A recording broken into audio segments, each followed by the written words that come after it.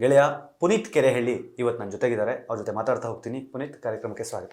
ಯಾವಾಗ last time ಜೈಲಿಗೆ ಹೋಗಿದ್ದು? ಏನು ಜೈಲಿಗೆ ಹೋಗಿ ಬರೋದು ಅಭ್ಯಾಸ ಆಗ್ಬಿಟ್ಟಿದೆಯಾ? ಕಾಂಗ್ರೆಸ್ ಸರ್ಕಾರ ಬಂದ ಮೇಲೆ ಅಭ್ಯಾಸ ಮಾಡ್ಕೊಳ್ಳೇಬೇಕು ಹಿಂದೂ ಕಾರ್ಯಕರ್ತರು.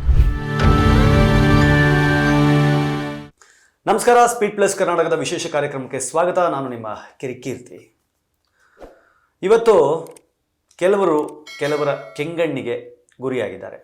ಅದರ ಪರಿಣಾಮವಾಗಿ ಆಗಾಗ ಜೈಲಿಗೆ ಹೋಗಿ ಬರ್ತಾ ಇರ್ತಾರೆ. ಅವರು ಒಳ್ಳೇದು ಮಾಡೋಕ್ಕೆ ಹೋದರೂ ತಪ್ಪು ಅಂತ ಕಾಣುತ್ತೆ. ಅವರು ತಪ್ಪು ಮಾಡಿದಾಗಂತೂ ಬಿಡೋದೇ ಇಲ್ಲ. ಅದು ಸರಿ ತಪ್ಪು ಅಂತ ಯೋಚನೆನೂ ಮಾಡೋದಿಲ್ಲ, ಫಸ್ಟ್ ಆ್ಯಕ್ಷನ್ನು. ಹೀಗೆ ಈ ಥರದ ಒಂಥರ ಅಡಗತ್ರಿ ಮೇಲೆ ಸಿಗಾಕೊಂಡವರು, ತೂಗುಗತ್ತಿಯನ್ನು ಸದಾ ತಮ್ಮ ತಲೆ ಮೇಲೆ ಇಟ್ಕೊಂಡಿರೋರು, ಹಿಂದೂ ಹೋರಾಟಗಾರ, ಜನರ ಪರವಾಗಿ ಸಾಕಷ್ಟು ಒಳ್ಳೆಯ ಕೆಲಸಗಳನ್ನು ಮಾಡ್ತಾ ಇರೋರು, ಹಿಂದೂಗಳನ್ನು ಒಗ್ಗೂಡಿಸುವ ನಿಟ್ಟಿನಲ್ಲಿ ತಮ್ಮದೇ ಶೈಲಿಯಲ್ಲಿ ಹೊಸ ಪ್ರಯತ್ನವನ್ನು ಮಾಡ್ತಾ ಇರೋರು ಗೆಳೆಯ ಪುನೀತ್ ಕೆರೆಹಳ್ಳಿ ಇವತ್ತು ನನ್ನ ಜೊತೆಗಿದ್ದಾರೆ. ಅವ್ರ ಜೊತೆ ಮಾತಾಡ್ತಾ ಹೋಗ್ತೀನಿ. ಪುನೀತ್, ಕಾರ್ಯಕ್ರಮಕ್ಕೆ ಸ್ವಾಗತ. ನಮಸ್ತೆ. ಏನು ಜೈಲಿಗೆ ಹೋಗಿ ಬರೋದು ಅಭ್ಯಾಸ ಆಗ್ಬಿಟ್ಟಿದೆಯಾ? ಕಾಂಗ್ರೆಸ್ ಸರ್ಕಾರ ಬಂದ ಮೇಲೆ ಅಭ್ಯಾಸ ಮಾಡ್ಕೊಳ್ಳೇಬೇಕು ಹಿಂದೂ ಕಾರ್ಯಕರ್ತರು ಅನ್ನೋ ಒಂದು ಮೈಂಡ್ ಸೆಟ್ಟಿಗೆ ಬಂದುಬಿಟ್ಟಿದ್ದೀವಿ. ಮತ್ತು ಇನ್ನೊಂದು, ಹಿಂದೂ ಕಾರ್ಯಕರ್ತರಾಗಿ ಕೆಲಸಕ್ಕೆ ಇಳಿತಿದ್ದೀವಿ, ಸಮಾಜವನ್ನು ಒಂದುಗೂಡಿಸ್ಲಿಕ್ಕೆ ಒಗ್ಗಟ್ಟು ಮಾಡಲಿಕ್ಕೆ ಪ್ರಯತ್ನ ಪಡ್ತಾ ಇದ್ದೀವಿ ಅಂದಾಗ ಸಾಮಾನ್ಯವಾಗಿ ನಮ್ಮನ್ನು ಜೈಲಿಗೆ ತಳ್ಳುವಂಥ ಕೆಲಸಗಳು ಮತ್ತು ಯಾವುದೋ ರೀತಿಯಲ್ಲಿ ನಮಗೆ ಅಡ್ಡಿಪಡಿಸುವಂಥ ಕಾರ್ಯಗಳು ನಡೀತಾನೆ ಇರ್ತವೆ. ಅದಕ್ಕೆ ನಾವು ಆಲ್ರೆಡಿ ಸ್ವೀಕಾರ ಮಾಡಿದ್ದೀವಿ. ಅದಕ್ಕೋಸ್ಕರನೇ ಸಾಂಸಾರಿಕ ಅಥವಾ ಕೌಟುಂಬಿಕ ಜೀವನದಿಂದ ಹೊರಗೆ ಬಂದಿರೋದ್ರಿಂದ, ನನ್ನ ಹಿಂದೂ ಸಮಾಜವನ್ನೇ ನನ್ನ ಕುಟುಂಬ ಅಂದ್ಕೊಂಡಿರೋದ್ರಿಂದ ಅಭ್ಯಾಸ ಮಾಡ್ಕೊಂಡಿದ್ದೀವಿ. ಯಾವಾಗ ಲಾಸ್ಟ್ ಟೈಮ್ ಜೈಲಿಗೆ ಹೋಗಿದ್ದು? ನಿನ್ನೆ ರಿಲೀಸ್ ಆಗಿದ್ದೀನಿ. ನಿನ್ನೆ ರಿಲೀಸ್ ಆಗಿ ಬಂದೆ. ಇವರೇ ಕೀರ್ತಿ ಅವರೇ, ನೀವು ಫೋನ್ ಮಾಡಿದಾಗ ಆ್ಯಕ್ಚುಲಿ ನಿಮಗೆ ಗೊತ್ತಿಲ್ಲ ಅನ್ಸತ್ತೆ, ನಾನು ಇದರಿಂದ ಆಚೆಗೆ ಬಂದು ಕುಳಿತಿದ್ದೆ ಅಷ್ಟೆ. ಆಗ ತಾನೇ ಜಸ್ಟ್ ಕುಳಿತಿದ್ದೆ. ಮೋಸ್ಟ್ಲಿ ನಾನು ವಿಶ್ ಮಾಡೋಕ್ಕೆ ಫೋನ್ ಮಾಡಿರಬೇಕು. ಗೊತ್ತೇ ಇಲ್ಲ ನೀವು ಜೈಲಿಗೆ ಹೋಗಿದ್ರಿ ಅನ್ನೋದೇ ನನಗೆ ಗೊತ್ತಿಲ್ಲ. ಅದೇ ನನಗೆ ಆಮೇಲೆ ಗೊತ್ತಾಯ್ತು, ಇವ್ರಿಗೆ ಗೊತ್ತೇ ಇಲ್ಲ ಅಂತ. ನೀವು ಯಾವಾಗ ಇದು ಮಾಡಿದ್ರು ಆಗ ನನಗೆ ಗೊತ್ತೇ ಇಲ್ಲ, ನಿಮಗೆ ಗೊತ್ತಿಲ್ಲ ಅನ್ನೋದು ಆಗ ಗೊತ್ತಾಯ್ತು ನನಗೆ. ಏನು ವಿಷಯಕ್ಕೆ ಈ ಸಲ ನೆನ್ನೆ ಜೈಲಿಗೆ ಹೋಗಿ ಬಂದಿದ್ದು? ಮಾಲ್ ಆಫ್ ಏಷಿಯಾ ಅಂತ ಹೇಳಿ ಒಂದು ಮಾಲ್. ಆ ಮಾಲ್ನಲ್ಲಿ ಏನು ಮಾಡಿದ್ದಾರೆ, ಕ್ರಿಶ್ಚಿಯನ್ ಟ್ರೀ ಅಂದರೆ ಕ್ರಿಸ್ಮಸ್ ಟ್ರೀ ಮಾಡಿದ್ದಾರೆ. 100 ಅಡಿ ಎತ್ತರಕ್ಕೆ ಮಾಡಿದ್ದಾರೆ. ತುಂಬ ಒಳ್ಳೆಯದು. ಅಂದರೆ ಆಕರ್ಷಣೆ, ಜನ ಬರಲಿ, ಹೊಸ ಮಾಲ್ ಅಲ್ವಾ, ಜನ ಬರಲಿ ಅನ್ನೋ ಆಕರ್ಷಣೆಗೆ ಮಾಡಿದ್ದಾರೆ. ಯಾವಾಗ ಅದನ್ನು ಪಬ್ಲಿಕ್ ಮಾಡಿದ್ರೋ ಜನ ಬರೋದು ಸಹಜ. ನನ್ನ ಸ್ನೇಹಿತ, ನನ್ನ ತಂಡದ ಕಾರ್ಯಕರ್ತ ಅನಿಲ್ ಅಂತ ಹೇಳಿ ಆಟೋ ಡ್ರೈವರು, ಯೂಶಲಿ ಅವರು ಆಟೋದಲ್ಲಿ ತಗೊಂಡು ಕಸ್ಟಮರ್ನ ಡ್ರಾಪ್ ಮಾಡಿದ್ದಾರೆ. ಡ್ರಾಪ್ ಮಾಡಿದ ಮೇಲೆ 10 ನಿಮಿಷ ಆಗಿದೆ, ಅವ್ರು ವಾಪಸ್ ಬಂದಿದ್ದಾರೆ ಆಟೋ ಅಲ್ಲೇ. ನನ್ನ ವಾಪಸ್ ಬಿಡು. ಯಾಕೆ ಮೇಡಮ್ ಮಾಲ್ಗೆ ಹೋಗಲ್ವನ್ರಿ? 200 ರೂಪಾಯಿ ಅಂತೆ ಮಾಲ್ಗೆ. ನಾವು 4 ಜನ ಇದ್ದೀವಿ, ಒಂದು ಮಗು, 3 ಜನ. 800 ರೂಪಾಯಿ ಕೊಡಬೇಕು. ಅವರು 800 ರೂಪಾಯಿ ಪೇ ಮಾಡಬೇಕು.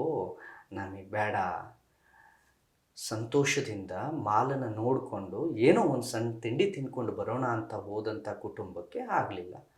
ನನಗೆ ಫೋನ್ ಮಾಡಿದ್ರು, ಪುನೀತನ ಹಿಂಗೆ ಈಗ ಆಗ್ತಾ ಇದೆ ಮಾಲಲ್ಲಿ, ಕಾರಲ್ಲಿ ಹೋದವರಿಗೆ ಎಂಟ್ರಿ ಫೀಸ್ ತೊಗೊಳ್ತಾ ಇಲ್ಲ, ಇಲ್ಲಿ ತೊಗೊಳ್ತಿದ್ದಾರೆ. ಕೇಳಿದ್ರೆ ಕ್ರಿಶ್ಚಿಯನ್ ಕಾಲ್ನಡಿಗೆಯಲ್ಲಿ ಹೋದವ್ರಿಗೆ ವಾಕಿನ್, ನೀವು ಹೊರಗಡೆ ಕ್ಯಾಬ್ ಬುಕ್ ಮಾಡ್ಕೊಂಡು ಹೋಗ್ಬೋದು, ಅಥವಾ ಬೇರೆ ವಾಕಿನ್ನಲ್ಲಿ ಯಾರು ನೀವು ಮೇನ್ ಎಂಟ್ರಿ ತಲುಪ್ತಿರೋ ಅವರಿಗೆ 200 ರೂಪೀಸ್ ಚಾರ್ಜ್ ಮಾಡ್ತಿದ್ದಾರೆ. ಕಾರ್ನಲ್ಲಿ ಓದೋಂಥವ್ರಿಗೆ ಇಲ್ಲ, ಒಳಗಡೆ ಬಿಟ್ಕೊಳ್ತಿದ್ದಾರೆ. ಏನಕ್ಕೆ ಅಂತ ಕೇಳಿದ್ರೆ, ಕ್ರಿಸ್ಮಸ್ ಟ್ರೀ ಮಾಡಿದ್ದೀವಿ 100, ಇದೊಂದು ಈವೆಂಟು. ಅದಕ್ಕೆ ತುಂಬ ಖರ್ಚು ಮಾಡಿದ್ದಾರೆ ಅವರು, ತುಂಬ ಖರ್ಚು ಮಾಡಿದ್ದಾರೆ. ಅದಕ್ಕೆ ಫೆಡರೇಷನ್ ಫೀಸ್ ಅಂತ ಕಲೆಕ್ಟ್ ಮಾಡ್ತಿದ್ದೀವಿ. ಆಗಲಿ, ಆಯಿತು. ನಾನು ಹೋದೆ. ನಾನು ಹೋಗಿ ಕೇಳಿದ್ದು, ನೀವು ಚಾರ್ಜ್ ಮಾಡ್ತಾ ಇದ್ದೀರಿ ಈವೆಂಟಿಗೆ, ಸಪ್ರೇಟ್ ಮಾಡಿ. ಯಾರು ಮಾಲಿಗೆ ಬರ್ತಾರೋ ಅವ್ರನ್ನ ಮಾಲಿಗೆ ಬಿಡಿ, ಅವ್ರಿಗೆ ಚಾರ್ಜ್ ಮಾಡಬೇಡಿ. ಯಾಕೆ ಚಾರ್ಜ್ ಮಾಡ್ತಾ ಇದ್ದೀರಾ ಅಂದರೆ, ಆ ವ್ಯಕ್ತಿ ಹೇಳ್ತಾನೆ, ಮೈಸೂರು ಪ್ಯಾಲೇಸಲ್ಲಿ ಚಾರ್ಜ್ ಮಾಡೋದಿಲ್ವಾ? ನಾವು ಚಾರ್ಜ್ ಮಾಡಿದ್ರೆ ತಪ್ಪೇನು? ಇದು ಪಬ್ಲಿಕ್ ಪ್ರಾಪರ್ಟಿ ಅಲ್ಲ, ಪ್ರೈವೇಟ್ ಪ್ರಾಪರ್ಟಿ. ನನ್ನ ಇಷ್ಟ, ನಾನು ಚಾರ್ಜ್ ಮಾಡ್ತೀನಿ. ನಿಮಗೆ ಬೇಕಿದ್ರೆ ಬನ್ನಿ, ಬೇಡ ಅಂದರೆ ಬಿಡಿ. ಆಗ ನಮಗೆ ಸ್ವಲ್ಪ ಕೋಪ ಬಂತು. ಆಗ ನಾವು ಹೇಳಿದ್ದಿಷ್ಟೇ, ನಿನಗೆ ಬೇಕಾದಂಗೆ ನಿನ್ನ ಕ್ರಿಸ್ಮಸ್ ಟ್ರೀನ ಹಾಕ್ಕೊಂಡು ನಾವು ಹಿಂದೂಗಳು ಬಂದವರಿಗೆ ನೀನು ಅಲ್ಲಿ ಪ್ರಮೋಟ್ ಮಾಡೋ ಅಗತ್ಯ ಇಲ್ಲ. ಸ್ಟೀಫನ್ ನಿಂದೇನು ಕೆಲಸ ಇದೆ ಅದನ್ನು ಮಾಡಿ.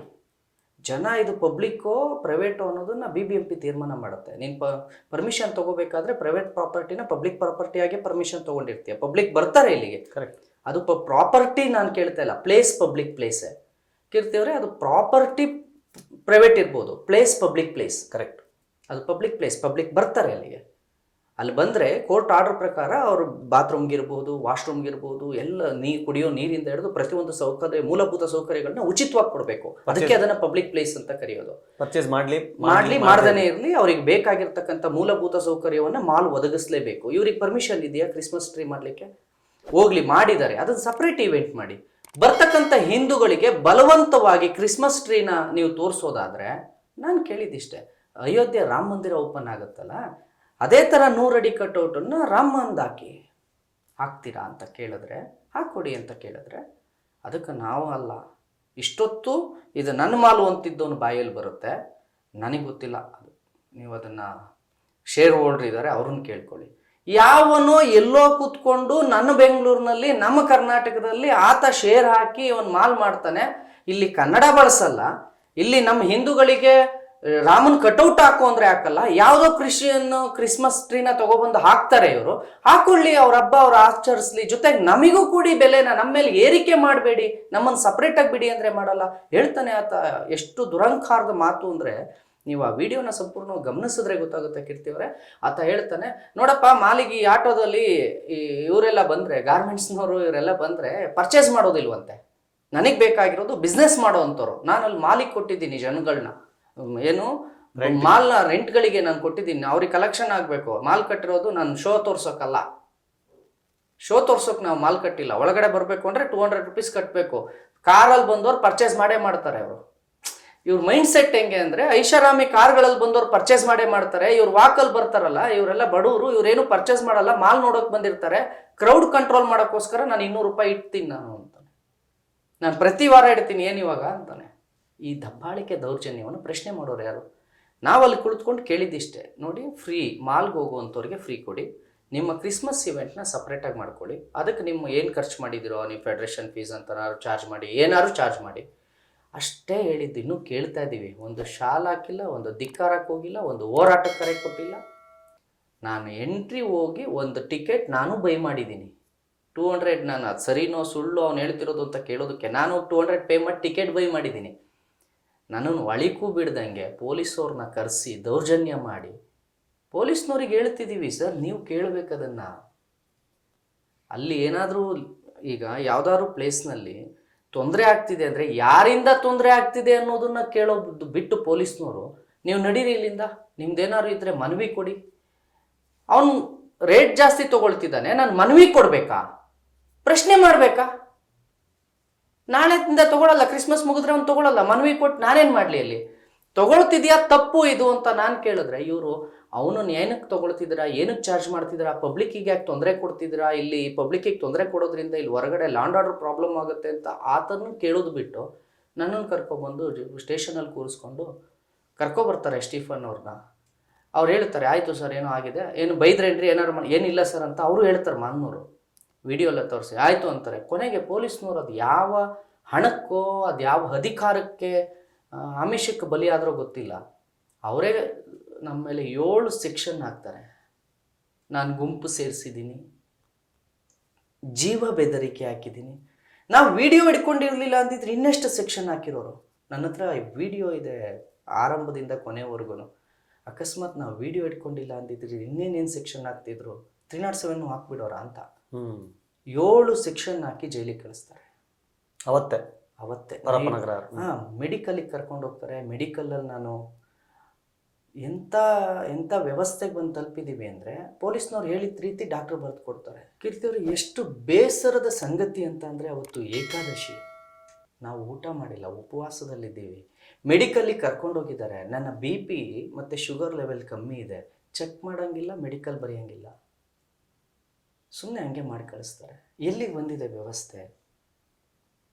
ಎಲ್ಲೋ ಭ್ರಷ್ಟಾಚಾರ ಮಾಡೋನು, ಆತನ ಹತ್ರ ಹಣ ಇದೆ ಅನ್ನೋ ಕಾರಣಕ್ಕೆ ಆತ ಏನು ಬೇಕಾದರೂ ಕೊಂಡ್ಕೋಬೋದು ಅನ್ನೋದಾದರೆ, ಏನು ಬೇಕಾದರೂ ಮಾಡ್ಬೋದು ಅನ್ನೋದಾದರೆ, ಈ ಹೋರಾಟ ಮತ್ತು ಹೋರಾಟಗಾರರಿಗೆ ಬೆಲೆಯಲ್ಲಿ ನಾವು ಯಾವಾಗಲೂ ಕೇಸ್ ಹಾಕೊಂಡು ಜೈಲಿಗೆ ಹೋಗ್ತಿರೋದಾ? ನೋಡೋ ಜನರಿಗೆ ನಮ್ಮನ್ನು ರಾಂಗ್ ಇದನ್ನು ತೋರಿಸ್ತಾರೆ. ಬೆದರಿಕೆ ಹಾಕೋಕೆ ಬಂದ. ನಾನು ಯಾವ ಬೆದರಿಕೆ ಹಾಕಲಿ ಅವರಿಗೆ? ಪ್ರಶ್ನೆ ಮಾಡೋದು ಬೆದರಿಕೆನಾ? ನಮಗೆ ಅನ್ಯಾಯ ಆಗ್ತಿದೆ, ನ್ಯಾಯ ಕೊಡಿ. ಗಾರ್ಮೆಂಟ್ಸ್ನಲ್ಲಿ ಮತ್ತೆಲ್ಲೋ ಸಣ್ಣ ಈ ಬಡ ವರ್ಗದ ಮಧ್ಯಮ ವರ್ಗದ ಜನ ಮಾಲಿಗೆ ಬರಬಾರ್ದಾ?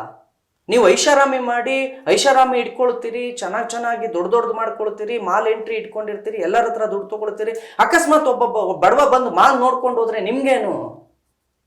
ನಿಜ. ನಿಮ್ಗೇನು ಕಷ್ಟ? ಬಂದು ನೋಡ್ಕೊಂಡು ಹೋಗ್ಲಿ ಬಿಡಿ.